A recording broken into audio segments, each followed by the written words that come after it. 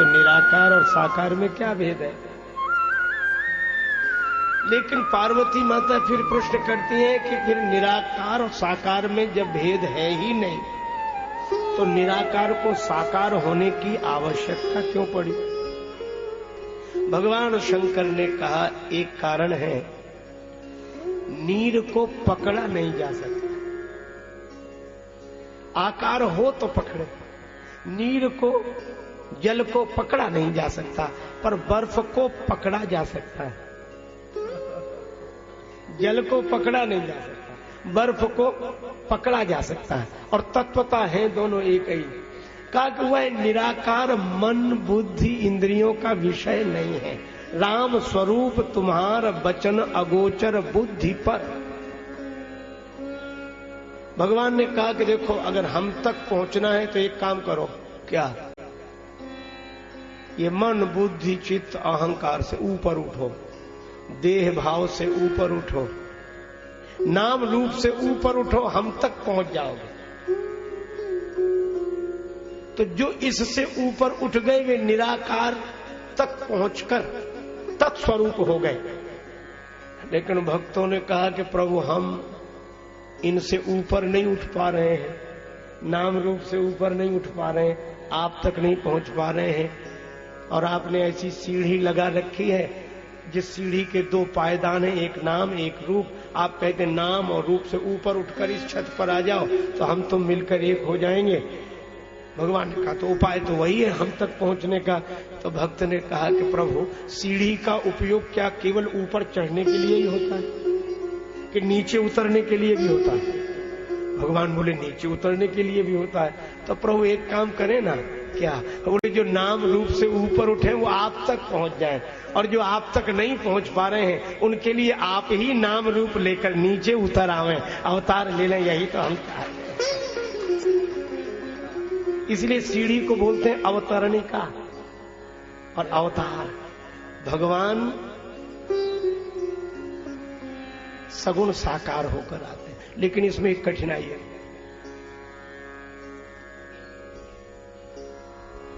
कठिनाई यह है कि वह ब्रह्म इंद्रियों का विषय नहीं है, पर यह भगवान तो दिखाई देते हैं, दर्शन देते हैं। श्री कृष्ण श्री राम नयन गोचर है। कुछ लोगों ने कहा कि तो ये भगवान है कि नहीं है, बड़ी कठिनाई है, क्योंकि वह तो इंद्रियों का विषय नहीं है।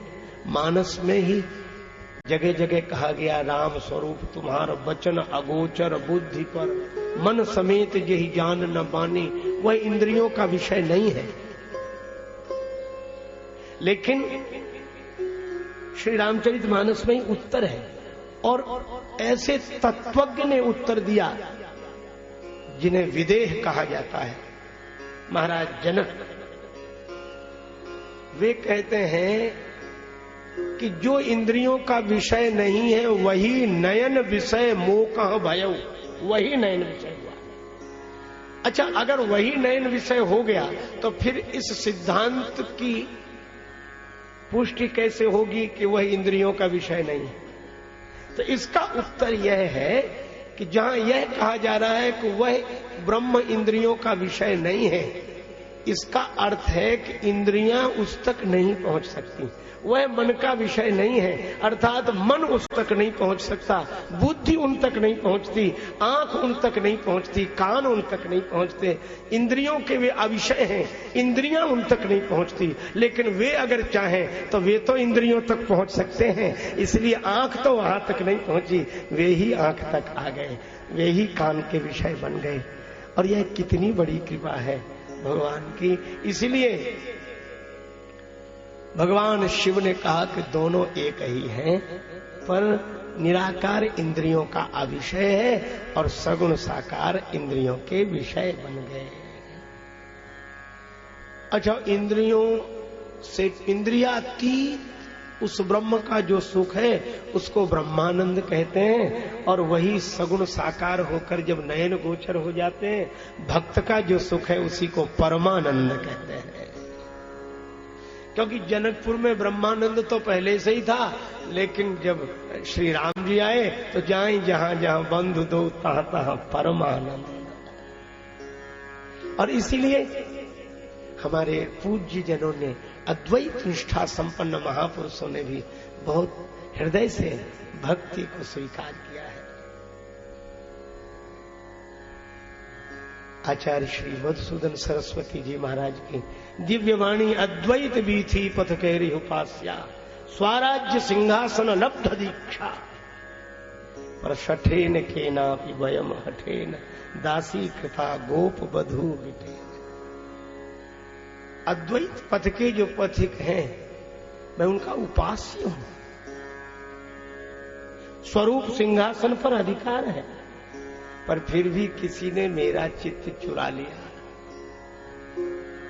नटखट नंद नंदन श्याम सुंदर, वे तो कहते हैं कृष्णात् किमपि तत्वमहं न जाने, कृष्णात् परम किमपि तत्वमहं न जाने। मैं और कुछ जानते थे। और इसीलिए हमारे श्री व्रज रस रसिक संत जन तो कहते हैं, जोलो तो है नंद को कुमार नहीं दीठ पर्यो, तोलो तू बैठ के ब्रह्म को विचारी ले। लखी जिन लाल की मुस्कान, इसलिए वही है। अच्छा, अब एक बात और कह दें, निराकार से आनंदानुभूति पाकर एक हो जाना, यह स्थिति है, पर लोक व्यवहार के कार्य नहीं बनते। उदाहरण के लिए कि जैसे मान लो कोई व्यक्ति कार से यात्रा कर रहे हो और मार्ग में उनके कार के पहिए की हवा निकल जाए और वो किसी से पूछे कि भाई साहब ये हवा कहां मिलेगी, और कोई कहे कि हवा, बड़े ना समझो, इतना भी पता नहीं। हवा तो सब जगह है, ऊपर नीचे दाएं बाएं आगे पीछे हवा। हवा में ही तो खड़े हो, कहां नहीं है हवा? सब जगह है, कण कण क्षण क्षण सब जगह हवा। वो कहेगा कि बिल्कुल ठीक है, पर इस ज्ञान से क्या उसकी गाड़ी चल जाएगी? उसके पहिए में हवा नहीं है। तो कहेगा भैया रहने दो। अब दूसरे से पूछा कि भैया एक बात बताओ, हवा कहां मिलेगी? वो और अधिक ज्ञानी, उसने क्या कहा? बोले वो ये कह रहा था कि सब जगह है हवा। वो दूसरा बोला कि वो कम जानता है। मैं बताऊं क्या? बोले हवा तो तुम ही में है, तुम्हारे भीतर ही है। हवा है तो तुम हो, और हवा न रहे तो तुम न रहो। वो कहेगा अच्छी मुसीबत है, एक से पीछा छुड़ाया तब तक दूसरा। देखो, किसी को प्यास लगी हो तो पानी के ज्ञान से प्यास नहीं बुझती, पानी के मिलने से प्यास बुझती है। इसीलिए भक्त की प्यास भगवान के मिलने से बुझती है, भगवान के ज्ञान से नहीं बुझती। अखियां हरि दर्शन की प्यासी, तब मिलेगी कहां वह हवा? तब कोई बताएगा कि आगे चले जाओ, दुकान है, और एक आदमी वो हवा भरता है पहिए में, वह किसी तरह गाड़ी लेकर धीरे धीरे जाएगा। अच्छा, अब विचार करो, वही हवा सर्वत्र थी, भीतर भी थी, बाहर भी थी, सब जगह थी, लेकिन गाड़ी चली कब? जब उसी निराकार हवा को किसी चतुर व्यक्ति ने अपनी साकार मशीन का आकार देकर निराकार हवा को अपने भीतर भरा, तो निराकार हवा साकार मशीन के भीतर जो है वही साकार पाइप के द्वारा साकार कार के साकार पहिए के भीतर जब गई तब गाड़ी चली। तो भैया, साकार के बिना निराकार जीवन में उतरता नहीं है, और उसके उतरे बिना जीवन की व्यवहारिक समस्याओं का समाधान होता नहीं है। निराकार रूप से तो भगवान सबके भीतर है। असप्रभु हृदय अछत अविकारी, किंतु सकल जीव जगदीन दुखारी। भीतर है भगवान, लेकिन तो भी हम दुखी हैं। जहां भगवान है दुख भी वही है। तो श्री विभीषण जी ने बड़ी अच्छी बात कही कि जब लगी उर न बसत रघुनाथ। समस्याओं का, विकारों का समन यह तब तक नहीं होता, कब तक का जब तक भगवान हृदय में न रहे। तो का हृदय में तो है ही अष्टो हृदय अच्युत अविकारी। विभीषण जी बोले नहीं नहीं, धरे चाप सायक कटि भाठा। जब वे सगुण साकार होकर हृदय में प्रकट हो जाए, घट घट साई रमी रहा, सूनी सेज न कोय, बलिहारी वा सेज की, जाघट परगट हो। इसलिए जो निराकार है वही साकार है, और जो साकार है वही निराकार है। जो इंद्रियों का अविषय है वह निराकार है, और जो कृपा करके इंद्रियों का विषय बन गया हो वे ही हमारे करुणाधनी भगवान श्री राम, भगवान श्री कृष्ण है। पर भगवान शंकर ने कहा कि पार्वती जी, एक बात मुझे अच्छी नहीं लगी, तुम जो कहा राम को आना। यह नहीं है कि वो राम जी दूसरे हैं, वो ब्रह्म राम एक अलग है और ये राम अलग है। भगवान शंकर ने कहा वही है, वही है, वही है। और इसीलिए शिव जी ने 5 बार कहा, 5 बार वर्णन है, आप गणना करके देखना। रघुकुल मणि मम स्वामी शिव कह शिव नायव मात। रघुकुल मणि मम स्वामी सोई कह शिव नायव मात। सोई मम इष्ट देव रघुवीरा, बंदो बाल रूप सोई राम। राम अनादि अवधपति सोई, और जासु कृपा अस भ्रम मिट जाई, गिरजा सोई कृपालु रघुराई। 5 बार। और 5 बार क्यों कहा शंकर जी ने? 5 बार इसलिए क्योंकि वे पंचानन है। 5 मुखों से भगवान शंकर कहते हैं कि जो निराकार ब्रह्म है वही सगुण साकार होकर श्री राम जी के रूप है। वंदे हम तम शेष कारण परम, रामाख्य मीशम हरिम। और वही है। और शंकर भगवान की बात असत्य नहीं हो सकती। क्यों नहीं हो सकती? शंकर जी बोले इसलिए नहीं हो सकती कि जब कोई बात कहता है और उसकी बात सच न लगे तो कहते हैं गंगा जी उठाकर कहो, गंगा जी की सौगंध करके कहो। और कोई श्री गंगा जी की सौगंध करके कहे तो मान लेते हैं, सत्य है। शंकर भगवान बोले हम तो गंगा जी को ही सिर पर रख के बोल रहे हैं, इसलिए असत्य हो ही नहीं सकते। शशि ललाट सुंदर सिर गंगा।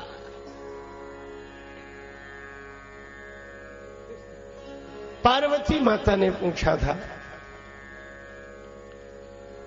शिव जी ने कहा कि पहले तो यह निश्चय करो कि श्री राम ब्रह्म है, राम सच्चिदानंद दिनेशा। और जो कहते हैं कि राम जी भगवान नहीं है, भगवान शिव ने बहुत आक्रोश भरे स्वर में विरोध किया है। कहीं सुनहि अस अधम नर ग्रसेज मोह पिशाच, पाखंडी हरिपद विमुख ज्ञान ही झूठ न सांच। अच्छा महाराज यह तो ठीक है, पर अवतार लेने का प्रयोजन क्या? जब जब होई धर्म के हानि, बाढ़ई असुर अधम अभिमानी, तब तब धरे करही अनीति, जाई नहीं बरनी, सीधहि विप्र धेनु सुर धरनी, तब तब धरी हरि विविध शरीरा, हरहु कृपा निधि सज्जन पीरा। यदा यदा हि धर्मस्य ग्लानिर्भवति भारत, अभ्युत्थानम् अधर्मस्य तदात्मानं सृजाम्यहम्। श्रीमद् भगवद गीता के इस श्लोक का भावानुवाद, जब जब हो धर्म के हानि,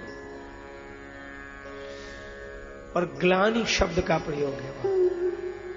श्री रामचरितमानस में श्री तुलसीदास जी महाराज ने इस शब्द का भी प्रयोग, अतिशय देख धर्म के ग्लानि, परम सभीत धरा अपना। जब जब धर्म का ह्रास होता है, अधर्म का उत्थान होता है,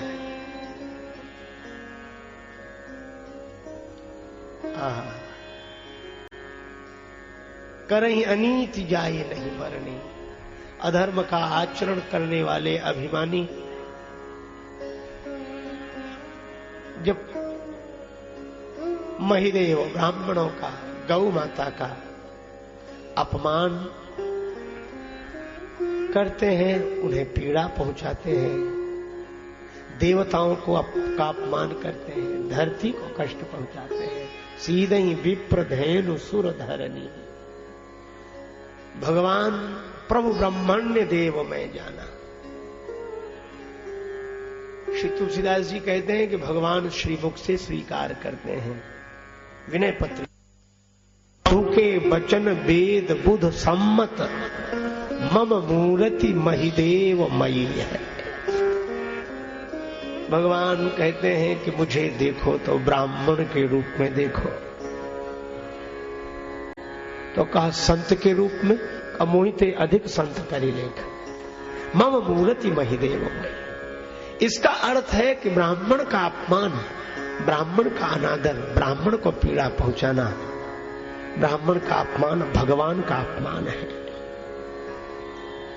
गौ माता, गौ माता तो गोपाल की भी गौ माता मैया है। सारा संसार भगवान के पीछे दौड़ता है और भगवान गौ माता के पीछे पीछे दौड़ते हैं। हमारे यहाँ एक शब्द है गौरव, गौरव, और जहां गौ माता के मधुर प्रसन्नता पूर्वक रव गूंजता हो तब भारत का गौरव है। और जब अनीति होती है भगवान सहन नहीं कर पाते हैं, इसलिए अवतार लेते हैं। एक कारण यह है। अच्छा, तो और भी कोई कारण है? कहा कि कारण तो कई हैं।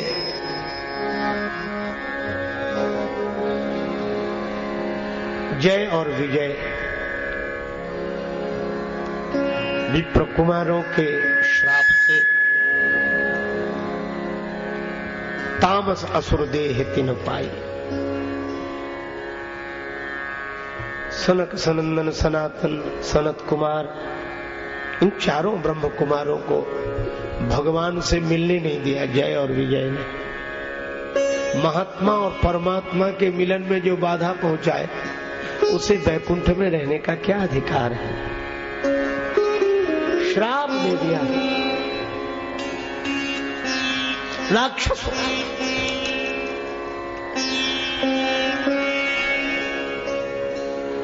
और इसीलिए सच्चिदानंद भगवान की जय हो, गुरुदेव भगवान की जय हो, सब संतन की जय हो। पूज्य महाराज श्री विराजमान हुए, मैं प्रणाम निवेदित करता हूं।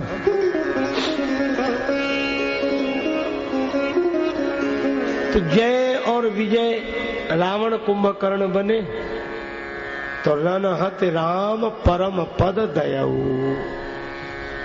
एक बार जय विजय के उद्धार के लिए भगवान ने अवतार लिया। एक बार तहां जलंधर रावण भयऊ तो रणहति राम परम पद दयऊ। जलंधर रावण बना तो भगवान राम अवतार लेकर आए। इस तरह अनेक कारण बताते जा रहे थे भगवान शंकर। कहते कहते बोले क्या? नारद श्राप दीन एक बारा, नारद श्राप एक बारा, नारद श्राप कल्प एक ते ही लगी अवतारा। नारद श्राप श्राप नारद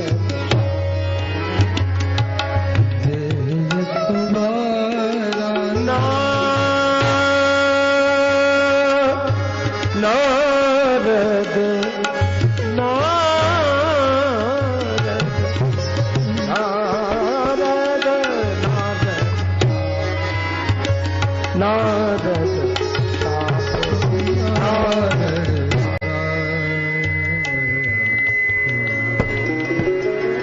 भगवान शंकर बोले, एक बार नारद जी ने भगवान को श्राप दिया, इसलिए प्रभु का अवतार हुआ। पार्वती माता ने अब तक कुछ नहीं पूछा था, न तो जय विजय की कथा विस्तार से सुनने की इच्छा हुई, न जलंधर की कथा का विस्तार से वर्णन, पर जैसे ही शिवजी ने कहा कि नारद श्राप दीन एक बारा, कल्प एक ते ही लगी अवतारा, तो गिरिजा चकित भई सुनि बानी, नारद विष्णु भगत पुनि ज्ञानी। यहां गुरु भक्ति का अद्भुत निष्ठापूर्ण उदाहरण, अद्भुत उदाहरण है। गिरिजा है ना, गिरिजा पर्वत से जिनका जन्म हुआ है, और भवानी माता श्रद्धा रूपिणी, और श्रद्धा पर्वत की पुत्री है। तो जैसे पर्वत अचल अविचल श्रद्धा, गुरुदेव के प्रति अविचल श्रद्धा, जैसे ही भगवान शंकर ने कहा कि नारद जी ने प्रभु को श्राप दिया, पार्वती जी के गुरुदेव हैं श्री नारद जी, तो गिरिजा चकित भई सुनि बानी। गिरिजा, ये निष्ठा ऐसी है कि गुरुदेव ने श्राप दिया भगवान को। पार्वती जी बोली, मेरे गुरुदेव नारद विष्णु भगत पुनि ज्ञानी, देवर्षि श्री नारद जी महाराज परम वैष्णव है, परम ज्ञानी है। कारण कवन श्राप मुनि दीना। अब इसमें भावनात्मक पक्ष गुरुदेव की ओर है, इसलिए कहा कि प्रभु देवादिदेव, आपने यह तो बता दिया कि हमारे गुरुजी ने